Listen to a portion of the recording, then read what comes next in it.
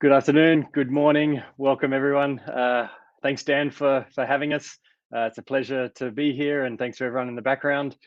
My name's Travis Pittman. I'm the co-founder and CEO of TourRadar, and it's an absolute pleasure to be here to talk to you today about executive leadership in the age of AI. So let's kick it off. You can probably hear from the accent and also these pictures and maybe the pictures behind me. I am an Aussie, been living in Europe now for around 20 years. And adventure has always been at the core of everything I've done and in my blood. And my brother and co-founder, I think it's what drove us to actually go on and create TourRadar what it is today. So what is TourRadar? We believe adventure is the ultimate life enriching experience that enables you to explore our world in new ways. And we're a platform that aggregates over 50,000 organized adventures from the big players right to the local providers that show you the hidden gems that you'd struggle to find on your own. For those wondering what is an organized adventure, we believe it's the ultimate travel hack that takes the stress out of travel, where all you need to do is show up, be in the moment, and live your best life. It's multi-day travel with a local guide, accommodation, experiences, meals, basically everything taken care of for you. Anyway, enough about us. Let's get into the topic of executive leadership in the age of AI. I was going through and I came across this article recently, and I loved the title, and I thought it was very relevant for what I'm talking about today. And in the article, Morgan, the general partner, she goes on to talk about water is three things. It's necessary, it's ubiquitous, and it's the same effing thing inside every bottle. And as the article goes on to talk about, AI is very much entering the same state. The tech differentiation in AI, it's a shrinking moat. We've got all these different models. We've got the different players out there, ChatGPT, Gemini, Llama, Mistral, you name it. We've seen really the commoditization of LLMs, so large language models, over the last 14 months or so. So if you haven't yet really jumped headfirst into this, now is absolutely the perfect time to be doing that, because we're actually getting access to this technology that's cost billions of dollars. A lot of really, really smart people have gone into this so that we've got an out of the box solution where we can pay $25 or even get it for free and plug in to get access to those tools. And so when we think about our businesses and us as leaders, one thing I've noticed within TourRadar and also in other companies is that silos can be broken through AI. And what do I mean by that? It's basically that speed and being agile is absolutely key to success in any business. And unfortunately, as bigger, organizations get bigger, they get more bloated, more teams, more silos, more departments. And that means there's dead time waiting for work, kickoff meetings. This specialist needs to do this particular activity. This research analyst needs to take this. Basically, things get bloated and slowed down. And so, what I really love and what we've seen is that through customized GPTs, like you see here, you can actually get an expert in different areas. So, if you're a single person and you want to try and get something done, you no longer need to engage a bunch of experts to actually come and do this. You can be tapping into this via ChatGPT, into the custom GPTs, and asking for a research analyst, putting in some context so they have an idea about your business, and then having that person. And one of the people on the team, the panels earlier on actually said, delegate to the machines. And this is a perfect way of understanding it, that this is how you can get AI working for you and being more efficient. So one thing when we think about leadership, knowledge is obviously key. Reading books has obviously been a fantastic way of getting knowledge in the past, but in the age of AI, that's changed. And I always love to hear what other people are listening to. So I thought I'd share the different podcasts and the weekly newsletters that I literally listen to and read on a weekly basis to keep up to speed, to understand how the market's changing, what's being released, what's being done in the US versus Europe. Really helps you stay on top of it so that you can also start to drive change within your organization.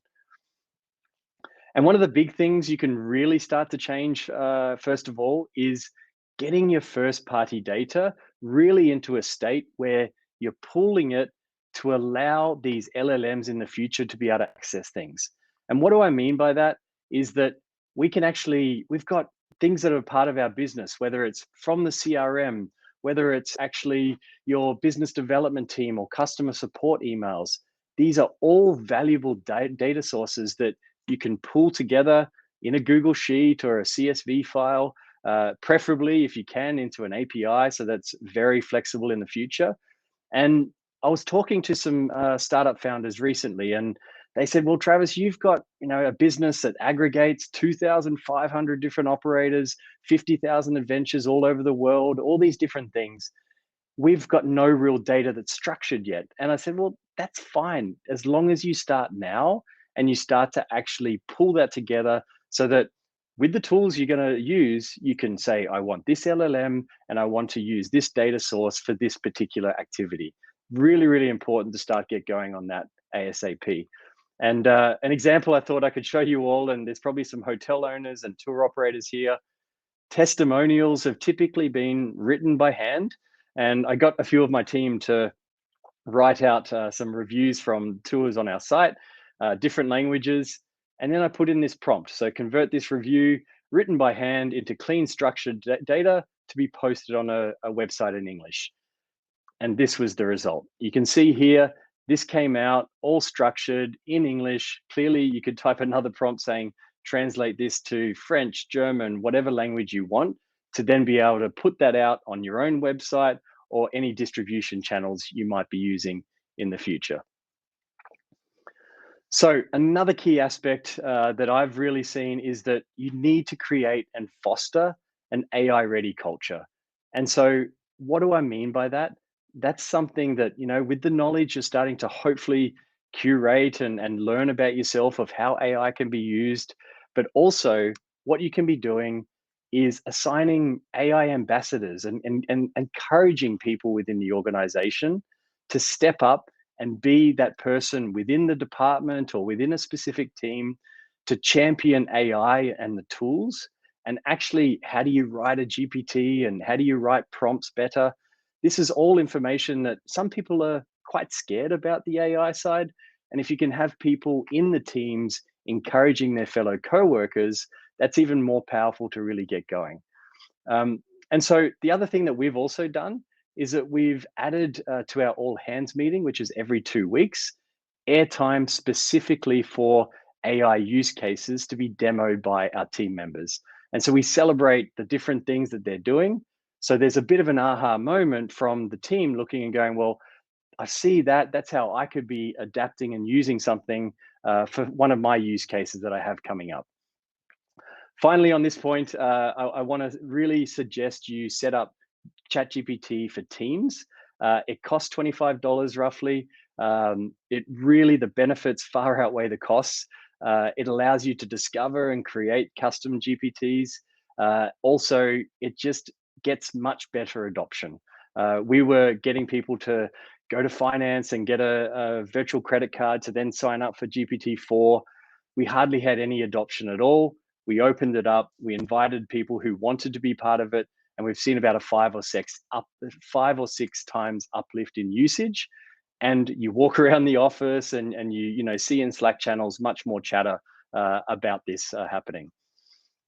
All right, so for the final part of my talk, I want to turn off the slides and talk, because this is more about balancing how does AI and the real world really interact, and at what point do we need to really lean on AI, and at what point do we need to actually realize that real world is still totally okay to be going with. And so where I'll start is that humans, we're an interesting bunch of people. We're fascinated by shiny new things, and we got so amazed by being able to create a poem or a recipe or a song when ChatGPT launched back in November of 22. Now those things are kind of like a meh type scenario. And so when OpenAI last week launched Sora, their game-changing video, that was absolutely phenomenal. But what it actually do, it starts to make it a bit difficult to differentiate between fake and real content. And that's going to be ever more important so that travel and people think, okay, if I want to experience this, I've got to actually travel and go to other sides of the world to see this in real life. I do believe, though, that inspiration for travel and experiences is definitely going to come from the unbelievable footage that'll be created for Apple Vision Pro, Meta Quest, whatever other devices that get created in the future, and that pop culture will continue to drive interest in travel and destinations through the TV series and movies like Eat, Pray, Love, Game of Thrones, and whatever else has been created to date. From a content curation point of view, AI can be leveraged by all travel companies to provide a way better, more inclusive experience due to the power of translation, content formatting, and structuring, which is actually a core functionality of Gen I available off the shelf today.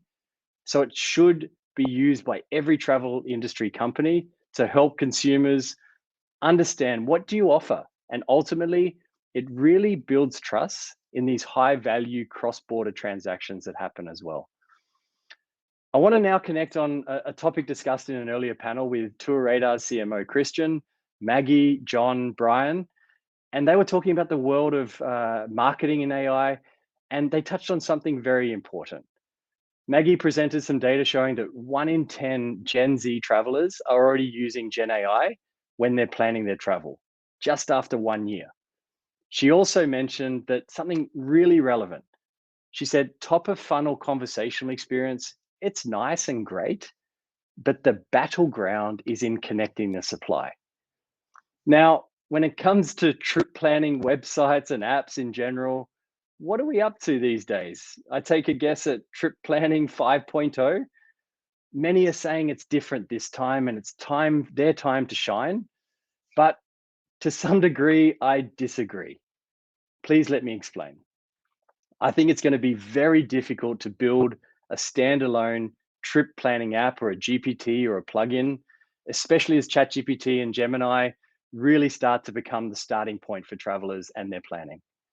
So, the big question I have with these apps, and it relates to Maggie's comment, is how do I get from an amazing sounding itinerary on a screen to actually experiencing it on the other side of the world? The key to making a trip planner or automated assistant work successfully is not on the content side, but on the booking and payment side of things, which requires connectivity and real time availability of supply. I do believe trip planning and automated assistants will eventually work for short weekend city based trips to places like London, Paris, Barcelona, New York. And it'll totally be done through the APIs like Booking, Expedia, Viator, Google, whatever it might be. However, when it comes to trip planners and AI solving for off the beaten path adventures to destinations like Vietnam, Egypt, Argentina, it's a completely different story. Let me ask you this. How many restaurants, attractions, activity operators, transportation providers have their businesses connected to the internet with real time availability in these developing countries? Very, very few. Now, this is where it's going to take years, if ever, for this type of off the beaten path supply to actually be discoverable and bookable in bite sized elements. What I believe AI will do most for the end travel experience is to help travelers curate a dream itinerary based on their preferences that they'd love to have fulfilled for their next vacation. But again, how do we get from an amazing sounding itinerary on a screen to actually experiencing it on the other side of the world? For it to be a seamless experience for the traveler from end to end of an 8-day adventure, that fulfillment of the curated itinerary will still need to be done by a local guide or a DMC on the ground to truly connect the dots, which is what organized adventures do so well. Tour operators and guides are irreplaceable for these multi-day off the beaten path experiences. Now, to wrap things up, in this age of AI, executive leadership starts by creating an AI-ready company culture. And you as the leader can't do this on your own, but you can lead by example. And what is paramount is the preparation of your own data around this technology. And let's, as leaders, champion a balanced approach to travel where AI opens doors to new adventures, but humans ensure those adventures are kept meaningful and authentic. Thank you very much. Have a great day.